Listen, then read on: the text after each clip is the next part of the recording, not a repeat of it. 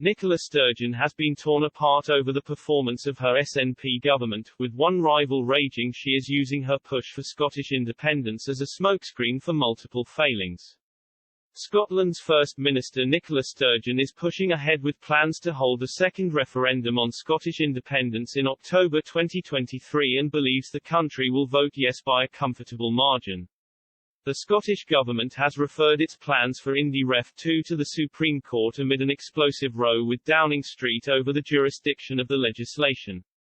But last month, the First Minister and SNP were accused of betraying Scotland's poorest pupils after national exam results showed a huge rise in the attainment gap. Scottish Islanders have been forced to ration food after those on the Western Isles were being left with a shortage of essential items after the ferry between the islands and the mainland was taken out of service.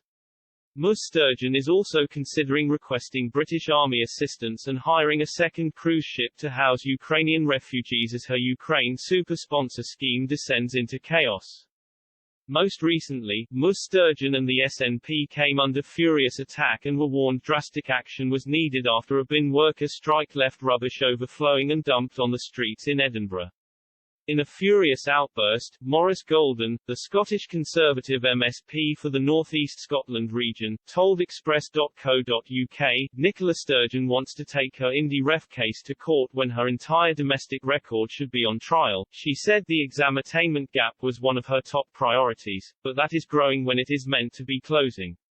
Scottish schoolchildren are being severely hurt by multiple government. The ferries fiasco was already unacceptable and now we are seeing a ludicrous situation where islanders are having to ration food because of the failures of the ferries to transport both people and goods. There are failures on tackling climate change. 3 of the last 4 years have failed to meet emissions targets. That's why Nicola Sturgeon, to distract from those domestic failings, is focusing on her the number one priority, which is a pretend Scottish independence referendum.